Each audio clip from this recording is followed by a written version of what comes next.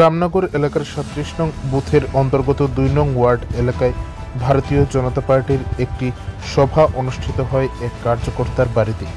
২রা আগস্ট শুক্রবার রাত আনুমানিক ৯টা নাগাদ উত্তর ত্রিপুরা জেলার রামনগরের ভারতীয় জনতা পার্টির ৩৭ নং বুথের অন্তর্গত ২ নং ওয়ার্ড এলাকায় ভারতীয় জনতা পার্টির এক কার্যকর্তার বাড়িতে একটি সভা অনুষ্ঠিত হয় আসন্ন ত্রিস্তরীয় পঞ্চায়েত নির্বাচনকে কেন্দ্র করে, যেখানে এই সভায় উপস্থিত ছিলেন জেলা পরিষদের ১৫ নং আসনের ভারতীয় জনতা পার্টির মনোনীত প্রার্থী বাসনা পুরকাইস্ত।